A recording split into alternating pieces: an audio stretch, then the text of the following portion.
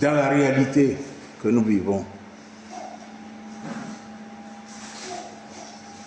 est-ce que nous sentons la main de Dieu faire du bien dans nos vies de tous les jours, dans notre vie de tous les jours? J'ai entendu les témoignages. Mais beaucoup de personnes vont à l'église et se posent la question de savoir est-ce que Dieu répond vraiment aux prières. Je suis tenté de vous demander de lever encore la main pour ceux qui se sont déjà posé la question une fois. Est-ce que Dieu répond aux prières? Il ne faut pas vous gêner, hein? Celui qui s'est déjà posé la question, j'ai juste besoin de sa main. Ok? Il y en a une. Est-ce qu'il y a quelqu'un d'autre qui s'est posé déjà la question? Est-ce que Dieu répond vraiment? Hein? Par moment. Ça veut dire que ce n'est pas une fois, c'est plusieurs fois que tu t'es posé la question. Ok? Les autres, personne d'autre ne s'est jamais posé la question de savoir est-ce que Dieu répond vraiment aux prières. Le thème de notre entretien ce matin, c'est Dieu répond-il vraiment aux prières? Parce que je sais que beaucoup de personnes vont à l'église et se posent cette question. Ah, tu as une maladie. Depuis combien de temps tu pries, Seigneur, guéris-moi, Seigneur, guéris-moi. Et la maladie est toujours là. Et tu n'es pas le premier. L'apôtre Paul lui-même avait une maladie. Et il a prié. Vous n'allez pas me dire que parce que c'est l'apôtre Paul, il ne priait pas, c'est pas vrai. Il a prié pour que cette maladie-là parte. La maladie n'est pas partie. Jésus lui-même, lorsqu'il allait à la croix et qu'il était au jardin de Gethsémani, il a prié, Seigneur, si cette coupe pouvait s'éloigner de moi. Est-ce que Dieu lui a répondu et a fait qu'il n'a pas été à la croix? Alors je vous repose la question. Est-ce que vous croyez que Dieu répond aux prières? Est-ce que Dieu répond aux prières? Il y en a qui cherchent Marie. Depuis combien d'années ils cherchent Marie? Elle cherche Marie. Seigneur, donne-moi un mari. Seigneur, à quand je vais avoir mon mari? Seigneur, il vient quand? Dieu t'a répondu. Il est arrivé. Il y en a aussi qui cherchent la bonne femme pour marier.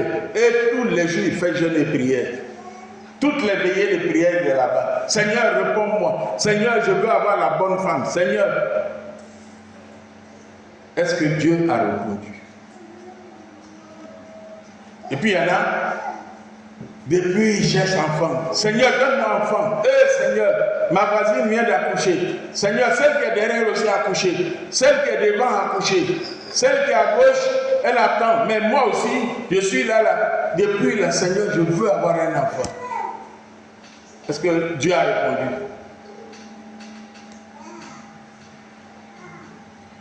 Face à certaines situations, des fois, on est tenté de se poser cette question. Donc, celui qui me dit qu'il ne s'est jamais posé la question, je suis tenté de lui dire, tu n'es pas en train de me dire la vérité. Je suis désolé.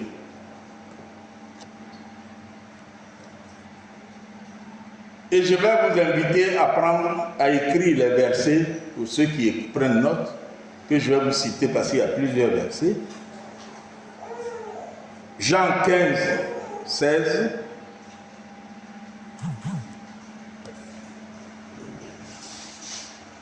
Jean 14, 13.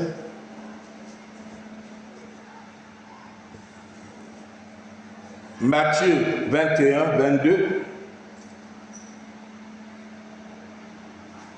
Donc je répète les trois premiers. Jean 15, verset 16. Jean 14, verset 13. Matthieu 21, verset 22. Ensuite, Matthieu chapitre 7, verset 7 et le verset 11. Matthieu chapitre 18, verset 19. Jean chapitre 14, verset 13. Jean chapitre 16, verset 24. Et puis 1 Jean 3, verset 22.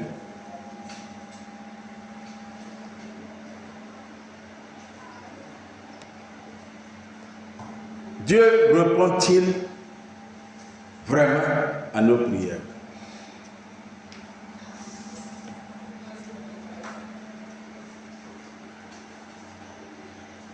Je vais parler avec vous de ce sujet en 3 points. Le premier point, c'est quelles sont les conditions pour avoir une réponse de la part de Dieu?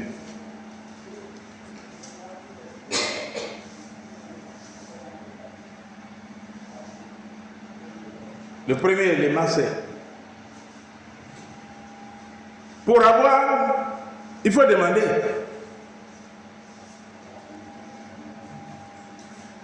Il dit demandez et vous recevrez.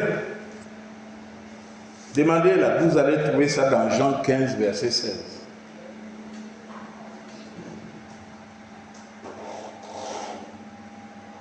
Et dans Marc, chapitre 11, verset 24. Demandez et vous recevrez. Tout ce que vous demanderez en priant, croyez que vous l'avez reçu et vous le verrez s'accomplir.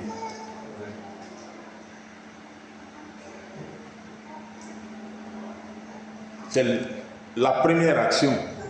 Si tu ne demandes pas, tu n'as pas. Si tu ne demandes pas que Dieu vienne te donner, un jour tu vas dire, est-ce que j'ai demandé? Je t'ai demandé de me donner.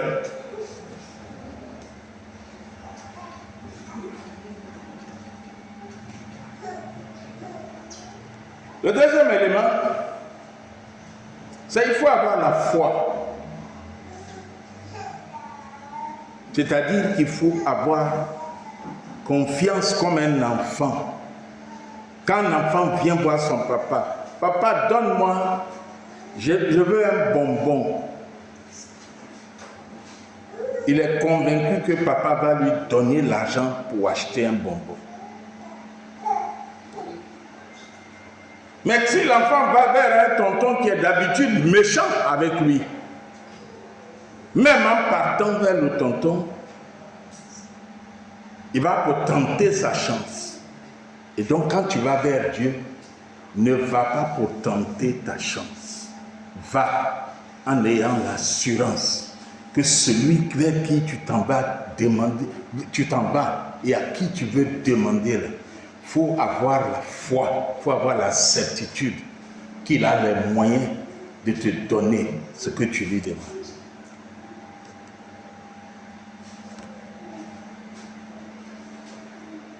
La Bible dit que la foi, c'est une ferme assurance des choses qu'on espère et une démonstration de celles qu'on ne voit pas. Je n'ai pas encore vu, mais je sais que Dieu va me donner la voiture que je rêve d'avoir. Donc je lui demande, et je dis, papa, je n'ai pas l'argent pour acheter cette voiture. Mais je sais que tu es mon papa. Tu es omnipotent, tu es omniscient. Tu sais tout. Tu sais où se trouvent toutes les voitures de cette marque que je cherche.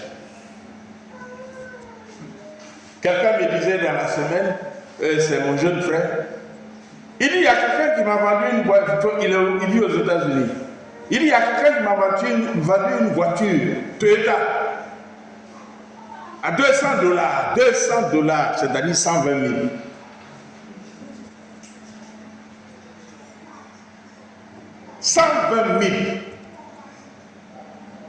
Il dit, j'ai retapé la voiture, je la roule. Peut-être qu'il a fait une prière à Dieu. Et lui-même, peut-être qu'il ne sait pas comment il va avoir la voiture. Et puis il y a quelqu'un qui est dans son coin, qui voulait se débarrasser de sa voiture, qui dit, je ne peux pas te donner ça cadeau, donne-moi $200, 120 000, je te donne. Moi j'étais étudiant en France. On m'a offert une voiture cadeau. Je n'ai pas dépensé 5 francs. Lui il a payé $120, moi je n'ai rien payé. Mon ami et frère français, blanc, qui m'a donné la voiture, il est décédé l'année dernière, malheureusement. Ok? Il voulait acheter une nouvelle voiture. Et il m'a vu dans notre milieu, dans l'église où on est. Et puis il m'a dit d'aller bien. Je me débarrasse de ma voiture, je te donne. J'étais étudiant.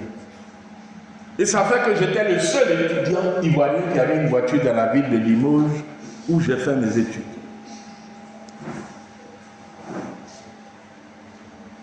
Ça veut dire que ce n'est pas impossible que tu puisses avoir une voiture alors que tu n'as aucune condition d'avoir une voiture. Mais il faut avoir la foi. Et Dieu savait que la voiture, j'en avais besoin. Ça m'a permis de sortir de la ville, aller dans les banlieues pour donner des cours à domicile. Alors que je n'avais qu'un vélo pour faire les petits jobs que je faisais, encadrement, de surveillance des enfants dans les cantines. Mais j'ai pu prendre la voiture, faire la distribution de journaux les soirs. Quand je fais la cantine entre midi et 2, le jour où je n'ai pas cours avec un élève dans un village, je faisais donc la distribution de journaux qu'ils mettent dans les boîtes à lettres. Le Seigneur savait que moi, étudiant, là, je n'avais pas les moyens de m'offrir une voiture. Avoir la foi. Savoir que celui à qui tu t'adresses là, c'est ton papa. Il a les moyens de trouver une solution au problème que tu lui poses. Amen. Le troisième élément, c'est demander ensemble. Il dit là où 2 ou 3 sont réunis en mon nom. Ok? Je suis au milieu d'eux. Et si 2 ou 3 s'unissent et demandent, je leur donne. Vous trouvez ça dans Matthieu 18, verset 20. Et Matthieu 18, 19.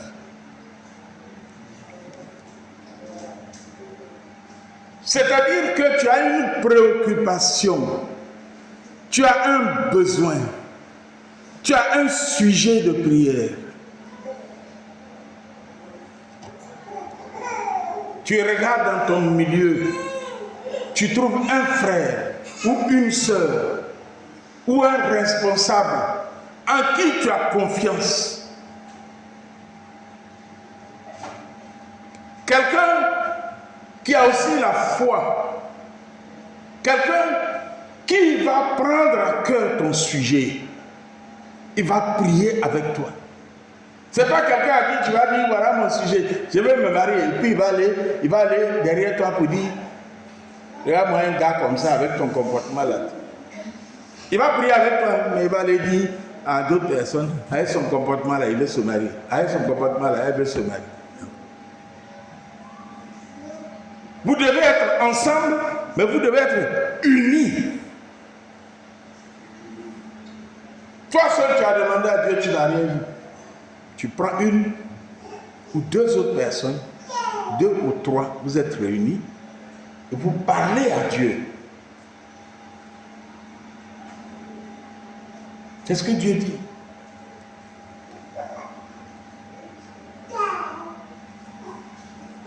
Le 4e élément, c'est demeurer dans le Seigneur.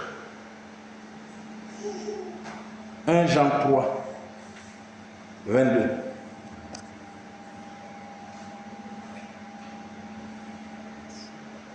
C'est-à-dire que tu es quelqu'un qui obéit à la voix de Dieu, aux lois de Dieu, aux préceptes de Dieu. Précepte de Dieu, ce n'est pas seulement ce qui est écrit dans la Bible. Tu vis ta vie chrétienne et au milieu de la nuit, le Seigneur te dit, demain, tu t'en vas faire telle chose là. Il faut laisser, il ne faut pas partir. Mais toi, ça t'intéresse tellement de faire la chose là, que demain matin, tu préfères aller là-bas. Or, le Seigneur ne voulait pas que tu ailles là-bas. Parce que la femme que tu demandes à Dieu de te donner là, si tu étais resté à la maison, c'est ce jour-là qu'elle allait passer devant ta maison. Mais tu as préféré aller faire ce que toi, ton cœur veut faire.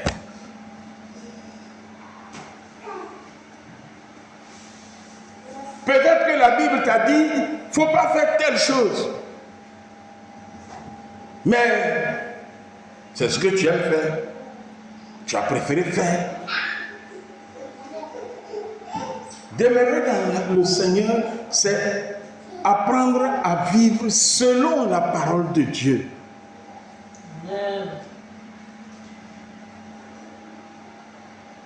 Tu t'es réveillé au milieu de la nuit, au lieu de parler à Dieu, c'est ton cellulaire. Hey, quelqu'un m'a envoyé un message, mais il ne m'a pas envoyé un message. Or, au milieu de la nuit, où tu t'es réveillé là, pour aller uriner, il y a déjà des gens qui sont morts. On dit, tous les jours que Dieu fait, il y a 158 000 personnes qui meurent. 158 000 personnes qui meurent. Tu t'es réveillé au milieu de la nuit. Tu t'en vas saluer ton Dieu qui est ton portable.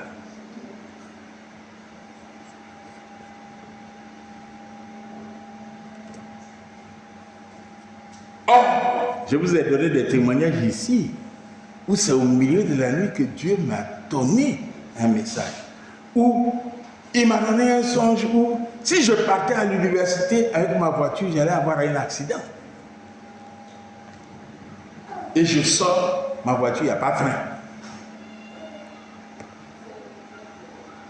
J'essaie de prendre la voiture de ma mère, le chauffeur arrive, il dit, ah, je préférais que là, il conduise, parce que, vu ce que j'ai vu dans le rêve, le chauffeur me dit, j'ai laissé mon permis à la maison, j'ai l'habitude de venir à mon permis, mais aujourd'hui, j'ai laissé mon permis.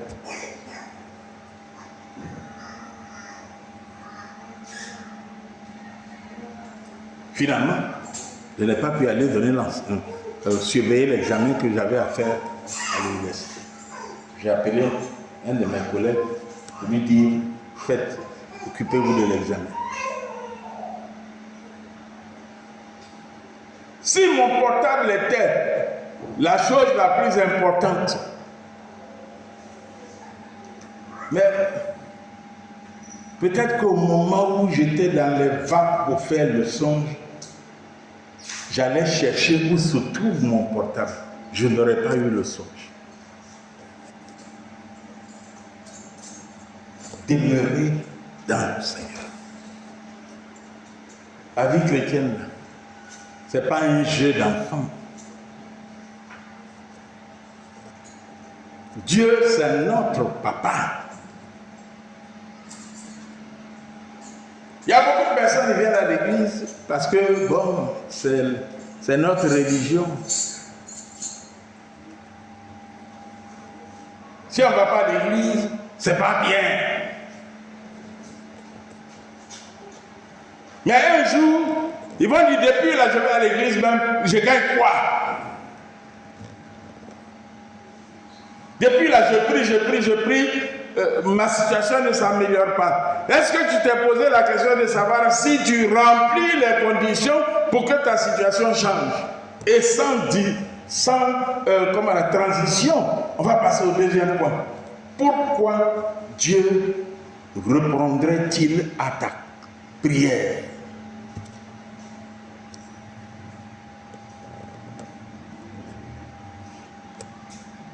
Dieu répond-il vraiment aux prières? Donc nous, on est au deuxième point qui dit, pourquoi est-ce que Dieu répondrait à ta prière? Est-ce que Dieu est obligé de répondre à ta prière?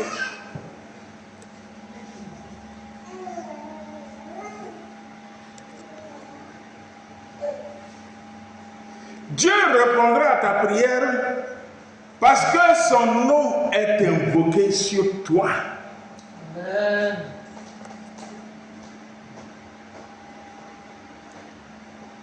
Si tu es un anonyme, c'est-à-dire que tu vis dans un milieu, tu vis comme tout le monde, tous tes camarades, tu n'annonces pas l'évangile, tu n'as pas le comportement d'un chrétien. Quand tes amis racontent n'importe quoi, toi aussi tu racontes n'importe quoi avec eux. Quand ils font n'importe quoi, tu fais n'importe quoi avec eux. On ne peut pas savoir si toi tu es chrétien, si tu n'es pas chrétien. Mais si tu as l'habitude de leur annoncer l'évangile, de déclarer le fait que tu es chrétien, d'afficher ton identité et de leur témoigner les bienfaits de Dieu. Le Seigneur dit, à cause de mon nom qui est collé à ta personne, je te répondrai. 2 Chroniques, chapitre 7, verset 14. Ça ne fait pas partie des versets que je vous avais donnés plus haut. Ok? Dieu te répondra parce que son nom risque d'être sali, puisque tout le monde te connaît comme enfant de Dieu. S'il te laisse dans cette misère, les gens vont dire, mais voilà, il adore un Dieu qui n'est pas vivant, un Dieu qui ne peut pas résoudre ses problèmes. À cause de son nom là, il va te répondre. Amen. Pour que son nom soit glorifié, il va te répondre. C'est le deuxième élément. Jean 14, verset 13. Pour que son nom soit glorifié, il va te répondre.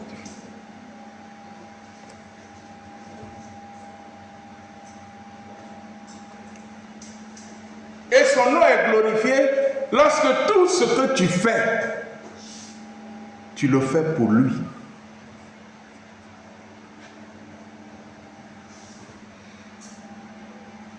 Notre Dieu là, il ne joue pas avec sa gloire. Sa gloire là, c'est trop important. Isaïe chapitre 42, verset 8. Pour ceux qui prennent note. Isaïe 42, verset 8. Notre Père ne joue pas avec son nom.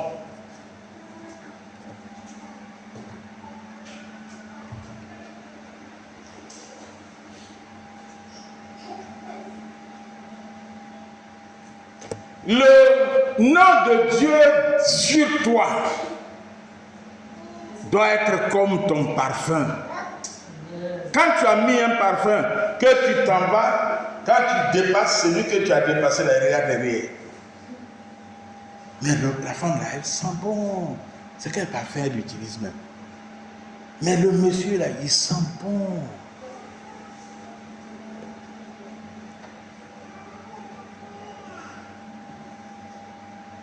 Et des fois, il y en a qui ont l'audace, qui viennent te trouver. Mon ami, ton parfum là, il sent bon. C'est quel parfum tu as mis? Et si le nom de Dieu est glorifié dans ta vie et invoqué dans ta vie, quelqu'un va venir te demander.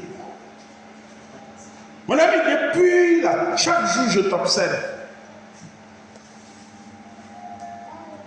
Je me rends compte que tu es différent des autres.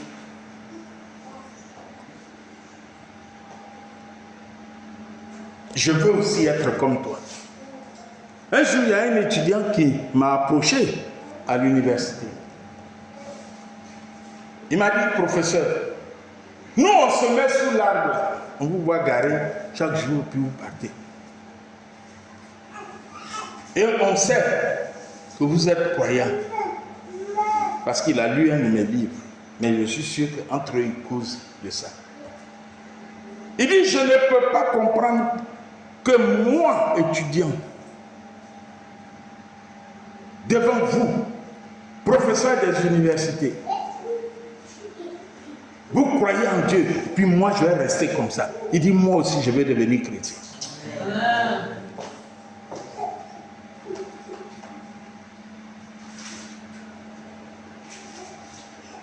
Mes chers amis, mes chers frères, mes chères sœurs,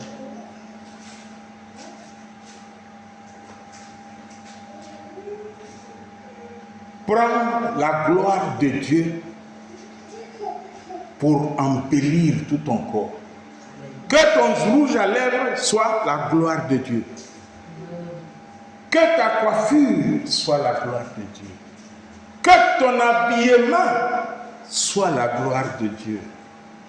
Que tes chaussures soient la gloire de Dieu. Et tu verras si Dieu ne répond pas à ta prière. Je vous donne quelques exemples. C'est le troisième point. Des réponses de Dieu.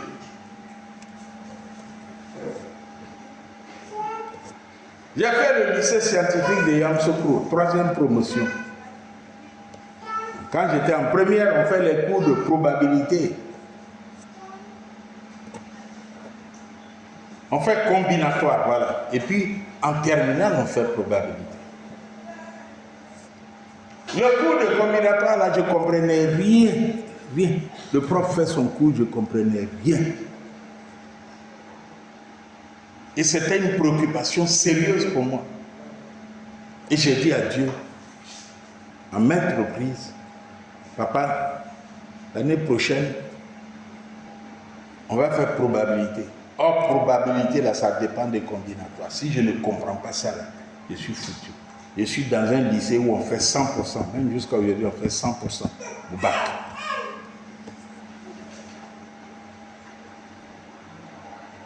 Et puis un matin, au lever, j'entends une voix qui me dit, combinatoire, là, tu as compris.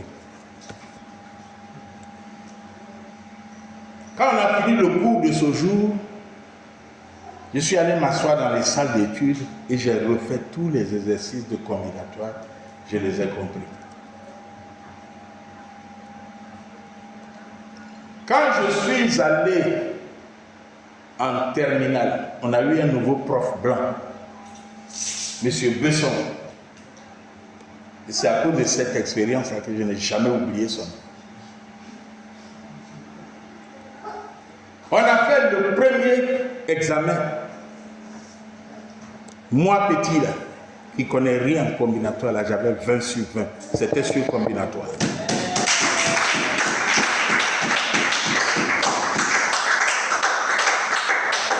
Monsieur Besson a pensé que je suis un hyper mathématicien.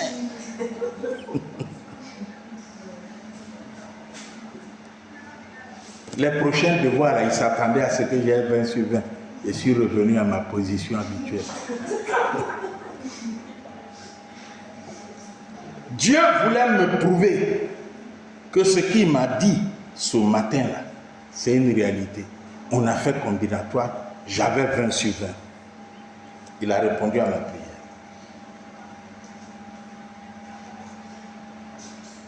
Pas plus tard que hier, il y a eu une grande sœur chez qui je suis passé remettre un colis. Elle m'a dit ceci. Elle me rendait un témoignage. Quelqu'un s'est moqué d'elle. La personne a dit, tu n'as pas de diplôme. Et c'est un de ses neveux. Elle dit, oui, je n'ai pas de diplôme. Mais j'ai travaillé dans une institution internationale. Sans le bac.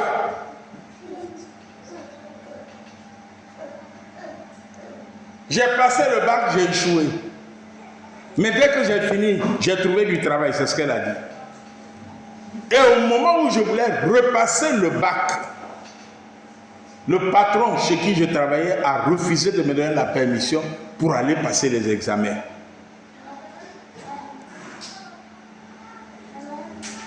j'ai été obligé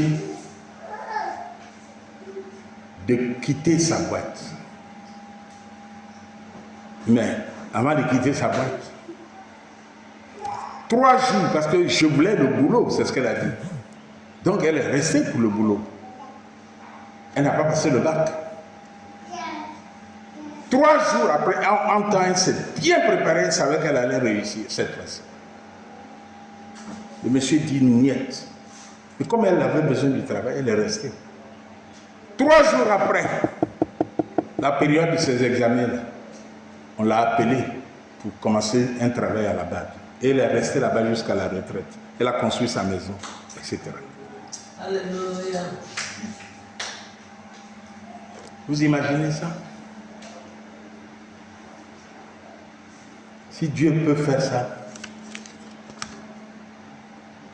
il peut faire aussi pour vous. Je peux vous raconter plus de 10 témoignages. Donc arrêtons de vivre notre vie chrétienne. Allons à l'église, on s'en va à l'église. On sort de l'église, on fait ce qu'on veut. Et puis après, on dit, j'ai un problème. Seigneur, il faut m'aider à résoudre le problème. Tu n'as pas glorifié le nom de Dieu dans ta vie. Mais, on pourrait se dire, est-ce que Dieu répond toujours et à l'heure? Moi, je dirais, Dieu répond toujours, mais il ne répond pas forcément comme nous on veut. Et quand nous on veut, c'est pour ça que la Bible nous donne l'exemple d'un enfant qui va demander un couteau à son père. Est-ce qu'il va lui donner? Si un bébé de 2 ans, un enfant de 2 ans, 3 ans dit, papa, donne-moi un couteau, papa va lui donner un couteau? Non. Mais le même bébé là, s'il atteint 15 ans, 10 ans, 15 ans, il dit, papa, j'ai besoin d'un couteau. Papa dit, va dans la cuisine là-bas, ça y est là-bas, prends.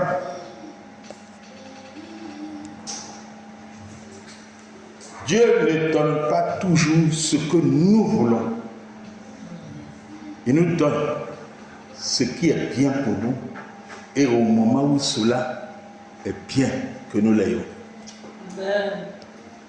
Donc si tu as demandé à Dieu depuis et puis il ne t'a pas donné, si tu as été fidèle à Dieu, si tu as invoqué le nom de Dieu, si le nom de Dieu est invoqué sur toi, si tu es obéissant à Dieu et puis il ne t'a pas donné, comme l'apôtre Paul, il a prié, il a jeûné, mais la maladie est restée. Malgré tous les voyages qu'il faisait, malgré l'évangélisation qu'il faisait. Donc il ne faut pas te décourager parce que Dieu ne t'a pas répondu. Il faut te remettre d'abord en question. Si tu t'es remis en question et que tu t'es rendu compte que le nom de Dieu est invoqué sur toi, il n'y a pas de souci. Le temps de Dieu est le meilleur.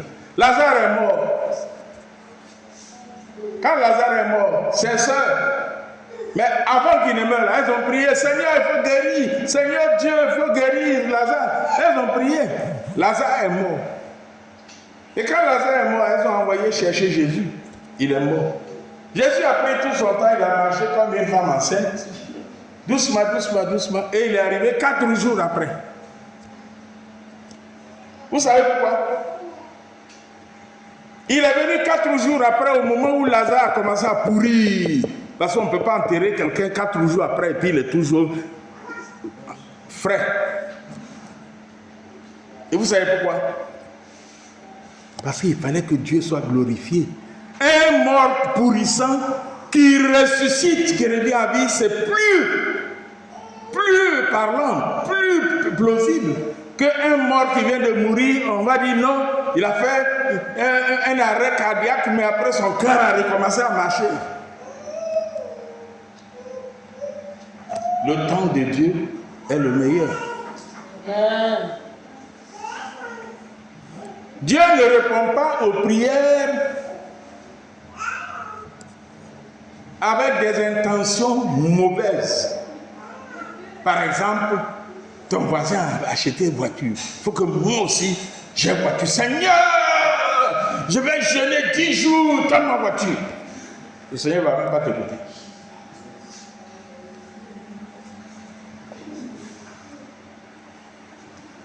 Quelqu'un t'a insulté. Un pauvre misérable comme ça, toi tu peux te arrêter devant moi, puis tu rentres dans ta chambre, tu dis Seigneur, on m'a insulté, je suis chrétien. Seigneur, je veux démontrer à ce monsieur-là que je ne suis pas pauvre et que je peux moi aussi avoir l'argent. Seigneur, fais que je devienne un homme riche. Le Seigneur va t'écouter avec beaucoup d'attention, mais il ne te rendra pas riche en ce moment. Il peut te rendre riche, mais au moment où il sait que ton intention mauvaise là a quitté ton cœur. Et il va s'arranger pour que ce soit aussi au moment où celui qui se vantait et qui t'a insulté et qui t'a minimisé là, il soit dans une situation où c'est lui maintenant qui te regarde. Et donc celui-là, il peut devenir aussi riche. Donc, chers frères et sœurs, conclusion. Dieu répond aux prières.